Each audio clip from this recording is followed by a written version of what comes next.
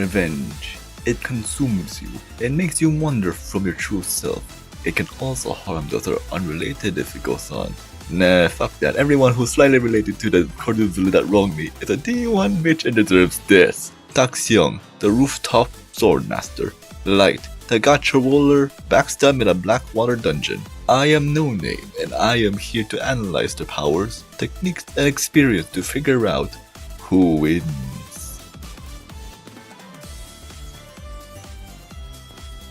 Takong was yet another victim of the horrible bullying that plagued Korea. Rich pompous assholes with powerful parents were going off scot-free, as Seong was put into a coma from his injuries. However, a sign of protest, Seong's parents burned themselves alive. Their sacrifice went viral, and the rich politicians faced actual consequences for their actions. Constant donations were given to Seong and his aunt, so he could live comfortably, and his bullies were sent to juvie for their actions. When Seong learned about this information, when he awoke from his coma, he was utterly apathetic. His parents were dead, he had no reason to live anymore, but when he arrived at his new home, he never expected what would land on his rooftop.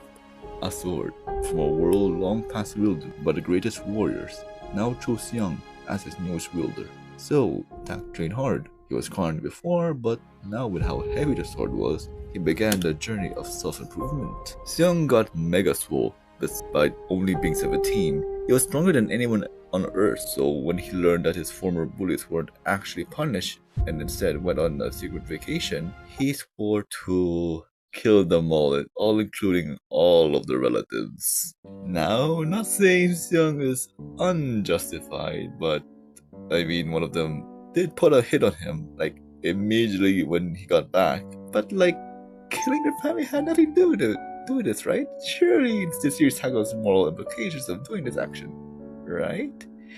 Nope, all the people he killed are Saturday morning cartoon villains. Like, absolutely deserve it. Except this one bodyguard who's just trying to protect a crying girl. Yeah, Xiang was, to put lightly, far beyond anything the Korean military had access to. Now that he could survive a nuclear bomb as far as we know, but his physical strength is through the roof. The guys made massive craters with a single punch, lifted military helicopters, and broken concrete with his signature sword, the War Sword. Passed down through generations, shares a consciousness with Seong, and gives him all the powers and experience of every previous wielder, and also has superpowers. Everything from creating force fields to fire. Seong can also control the War Sword with his mind, flinging it around with telekinesis.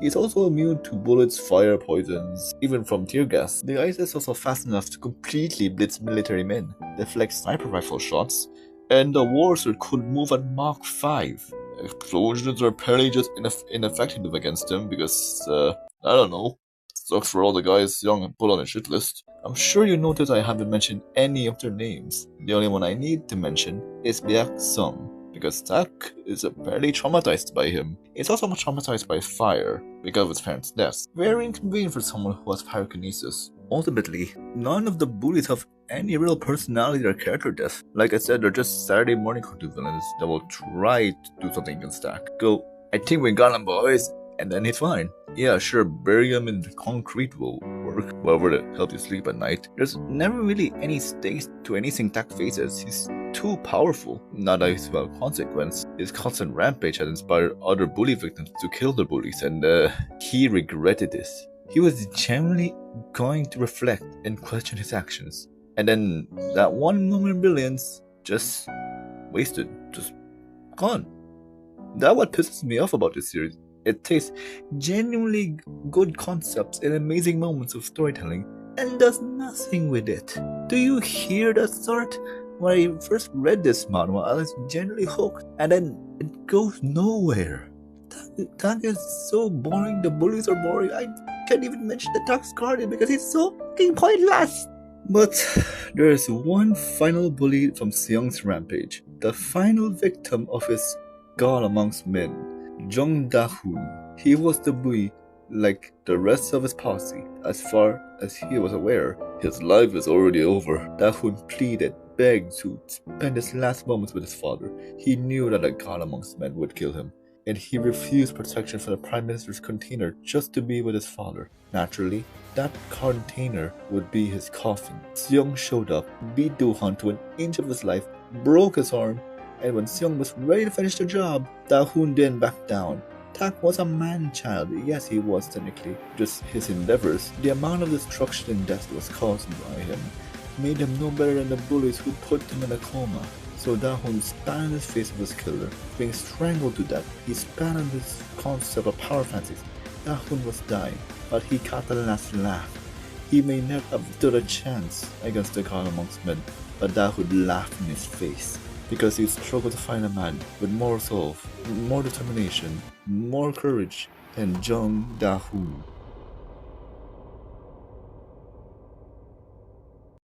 The world is inhabited by 9 tribes: the Dragonutes, demons, ghouls, dwarves, elves, dark elves, furries, beastmen, centaurs, and humans. All races can level up, learning magic and various spells, but humans are by far the weakest race. Their level caps are mere 100, leading to a ton of discrimination from the other races, and very few would experience it worse than Light, a weak level 15 human with a gift. You see, humans aren't entirely worthless. They can be born with a special gift. In Light's case, an unlimited gacha machine, allowing him to create random assortments of cards. But it was kinda worthless. It made rotten food and rusted silverware. Light wanted to use this gift to become an adventurer, and he'd get this opportunity with the Concord of Tribes. There, he made genuine friends, feeling complete until one day where it all came crashing down. They backstabbed him in a Backwater dungeon and laughed as a pathetic human was crumbling down. But he lucked out and ran into a teleport trap that put him at the bottom layer of the dungeon. There, in a final effort, he activated his gift, and the level 9999 maid, May, was summoned and saved her master. You see, Light's gift was tied to his mana. He got bad rolls because the mana in the surface was kinda weak, but in the underground, the mana was far more denser. So his rolls were actually getting better. I just scratched that. A lot better. He got himself an entire army to his beck and call, as well as various other trusted allies. All of them are ridiculously high leveled, perfect to get revenge on his generic ass bullies and make them piss their pants on screen. I had to say that twice because the anime adaptation. May, as his first summon, is actually one of the strongest. She fights with a magic string that can count up just about anyone. Ayuki is the next summon, a character with razor-sharp claws. While she isn't physically the strongest, she has command over hordes of monsters and can control them at a whim. Ellie is next, the resident magician, capable of manipulating plants, messing with memories, healing, and casting other magic, and even creating large structures. The last is the adult of the group, Nazuna. She's all brawn and no brain. Even her most casual strikes can completely destroy near indestructible structures. And with her great sword, Prometheus, she can create 4 clones of herself. With all those foreign Light's beck and call, you expect him to live his life carefree, but he actually wants to be independent of them. While humans seemingly had low level cap, that's just because their growth was rather slow, so May had Light train constantly to get his level up, to the point where he could fend for himself. And with this, his plethora of magic spells is no surprise. He has fire, thunder, ice, and earth arrows to manipulate the elements, flight to, fly, magic jamming to nullify magic, hypnosis, clairvoyance, explosion, telepathy, and so on and so forth. There's also some extremely valuable trump cards in Light's arsenal, like Feast of the Dead, devouring anyone as painfully as possible. Self-sacrifice takes 1 fatal hit for the user. Shadow Double makes identical clone to the user, and Dimensional Blast disrupts the space around Light before retracts back to normal, causing a massive shockwave. Okay, Light's gift is clearly more potent than anyone would expect, making him a potential maestro. It has been said to bring utter destruction to the world. When Light returned home, he found that his brother and sister were missing, and his parents were killed in a fire. Swearing to find the man responsible, he learned that there are actual multiple maestros in hiding that he'd had to fight. While his power is made easy, he had nowhere to store his cards, so he turned what was previously the bottom of the floor of the most feared dungeon into a thriving civilization. And now Light and his whole entire army at his beck and call, complete with skeleton knights, various monsters, and dragons capable of destroying forests with ease. And they are far compared to Light. But there aren't all powerhouses in Light's army. While no others were at his level 9,999, he had a few one-note boring as character, pitiful subordinates at level 7,777. There's the Mumu, Gold, Mera, Jack, Iceit, and Suzu. They're probably the most notable since their gun partner, Law, can rapid fire shots and induce various debilitating attack effects. They can also parry crossbolt, and not unlike Mera and Iceit, who could keep up with elves, who can move faster than lightning. But Light is even faster than that, attacking with actual light with the spell Solar Ray. Through them, Light felt camaraderie, and actually some had feelings for Light and are really sexual with him, despite having a ring that stopped his aging, keeping him a 12-year-old, and even after time shift, he'd still at best be only 16. That is really weird, guys. What were you thinking? Anyway, to fully prepare himself to manipulate the world from the shadows, he needed much more help from the level 8088 Orca and Chaos. Orca is a bard specializing in stat buffs and debuffs, while Chaos is originally hostile towards Light, but after their fight, they became really close. He comes equipped with a sight and 2 arms that can absorb and redirect magic. Oh my goodness, I can tell Ayano's gonna kill herself editing this, just because there's so much stuff on this guy. Story isn't even at all interesting, but to just come out with his time, I can't naturally work in all the plot lines, like Light making alliance with the Dwarven Kingdom, because yes, all what I've said is mandatory because we're giving Light his army. The story has solid world building, but doesn't really do anything with it. It's because all the characters are just one note and poorly written. They aren't boring. I find Suzu and Locke to be adorable, but Mumu is sleeping for a 16-year-old in a 12-year-old's body. At least what the wiki says. She's 18. Yikes. But I do have enough time to bring Light's greatest asset, the spear that can kill God, and even erase those it strikes from existence, creating an entire world with its might. The Genesis class Divine Burial Gungnir. It burns with a light that to touch just by holding it. But it was used to take down Sasha, the girl who betrayed them that he used to have a crush on. Through this act and a little manipulation from Ellie, they managed to abolish human slavery in the Elven Kingdom and now serve as a beacon for humanity, no matter what maestro stands before them.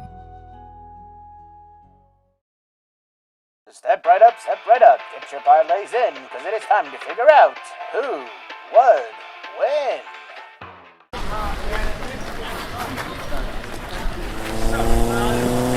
Ha ha ha ha ha ha ha, fool! You dare be protagonist with black hair? Time to reincarnate your bitch ass. I think I'll call it I was overpowered in my previous world thanks to a sword I got from the How are you talking? I don't actually know. I think it's because the creator of this had no idea how to fit you both into the same setting without it being jarring, and this was the best way to rectify the problem. Anyway. Also, my hair is black.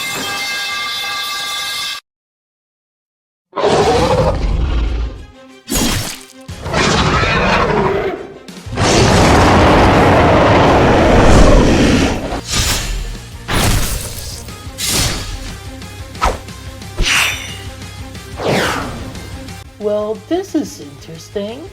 Not even Ellie could be your level. If you don't mind, I'd like to judge your abilities. I'm assuming these dragons were your doing then. Yes, but... I can't let you harm others because of them. You look just like Beck. I will kill you even with my own hands. Thunder Arrow! I can see that determination in you, the same look of revenge. So show me your power. I won't hold back. Release! Ice Sword! Release! Fire Arrow! Release! Shadow Dance! Release! Solar Flare! Release Fire Arrow! Release! Ice Person! I think I've seen enough. You're clearly strong despite your demeanor. You're still human. There's no point in continuing this. Join me, and we can both serve our dishes of revenge. I only need myself. You can send anyone you want, tyrant. It will end all the same. I'll crush all of you the same. My vengeance is mine to seek, and you're in my way. So you will die. What is this? Some kind of declaration of war?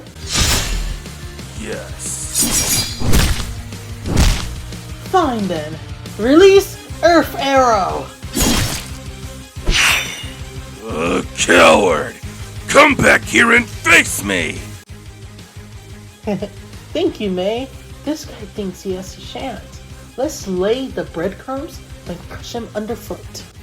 Oh there, we're here to give you an old wallop for hurting Lord Luck. Just say we're gonna kill him like a normal person. Whoa there, we can't be hasty. Remember, Lord Wright told us to capture him so we can take a gander at his memories. Right, whatever. Just remember to keep me covered.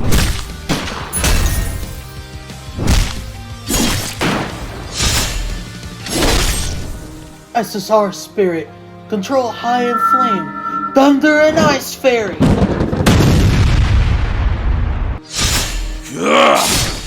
You're all fucking dead!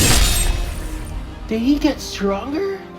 Light was right. He can buff himself. Right, ready partner? Ready.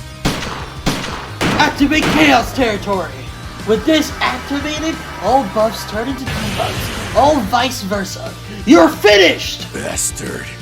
I'll rip out your face and rip out your gut.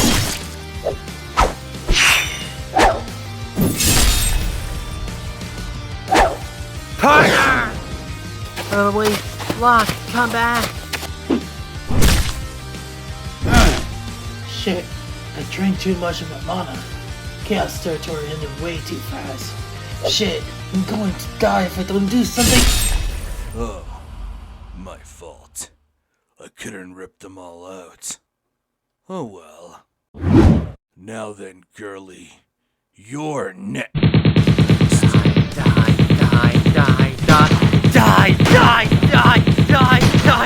You're gonna fucking die for that!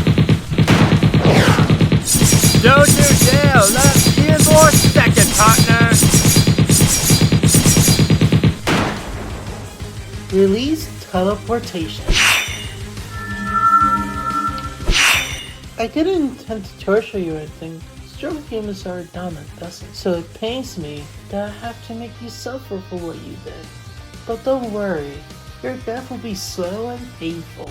By the light of creation and the darkness of chaos, listen to me, now great maestros of old, and you.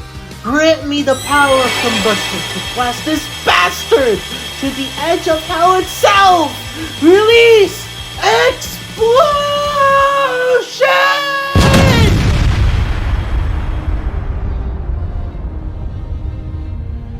Explosions don't work on me, dumbass. Release! Dimensional Blast! You will feel despair. Commencing primary seal cancellation. Code 99999. Estuary. God Requiem. Gungnir!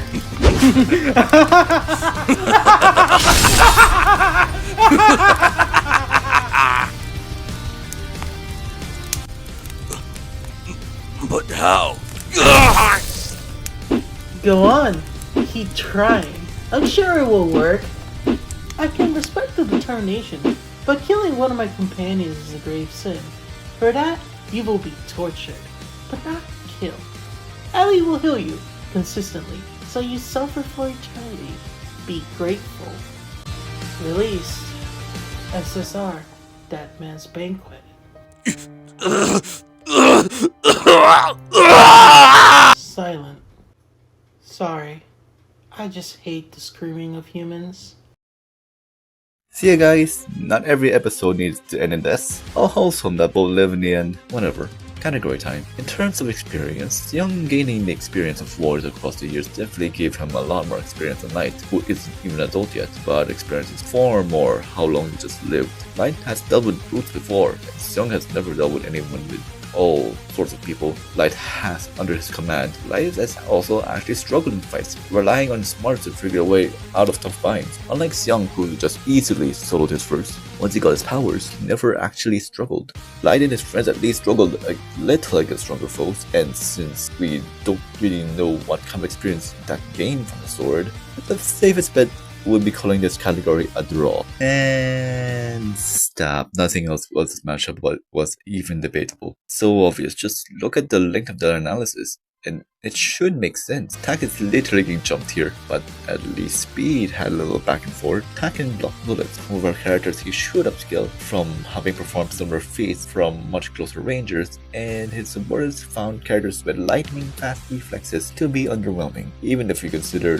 that a dubious or hyperbolic statement Light still upskills from bullet timers, and has, well, faster than Light. Pun aside, with Light's whole army being faster than anything Tak has seen, he could run circles and plan around his superior power. I kinda skimmed over this segment, but each piece of Light's arsenal has a rank, with Genesis and Mystic items capable of affecting or creating entire worlds. Clearly this is implying planetary levels of power, not universe, but like, come on. Even with just on-screen feats, a couple of Light's dragons, which he keeps as pets, can create firewalls that will be so much more potent and more powerful than anything that Tak has even previously survived. Even if you take the statement that nothing can harm Tak to its greatest and reasonable extreme, and say he shouldn't survive, say, 100 megaton Jacinthe. Did you just forget what I just said a few seconds ago? Light killed angels. Was a mere monster to him. We could just end it here.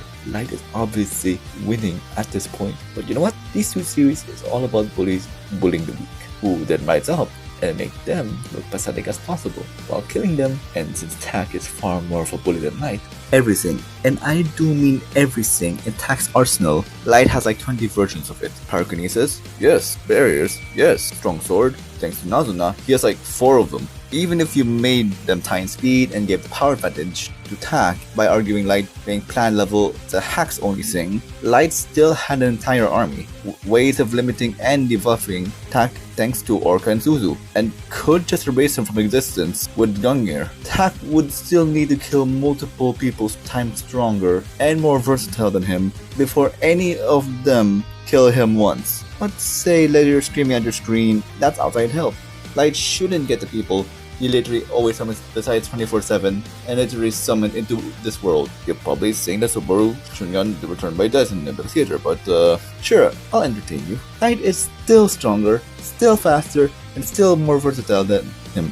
And remember, he still has Gungnir, can survive one fatal hit, steal Tak's soul, hypnotize Tak, and wow, that hurts literally. Fun to be down. Tak is literally just gets bullied in the fight. Bro might even have better experience and might, and that's a very big might. Seriously, I wrote might in all caps in all scripts. Join the Discord server to see it, and when the next episode drops. But you know, I don't want to end this on a bad note. From a judge of media literacy perspective, these series suck.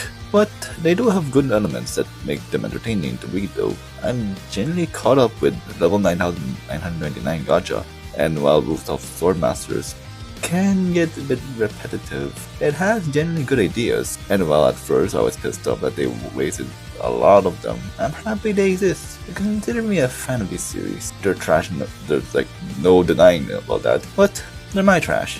And maybe we all need a bit of junk food to balance out the good media. Dex may have been a master of his craft, but in the end, he'll end up seeing the light. Winners are Mei, Ayuki, Ellie, Nazuna, Nemumu, Gold, Mera, Jack, Icy, Suzu, Orca, Chaos, and Light.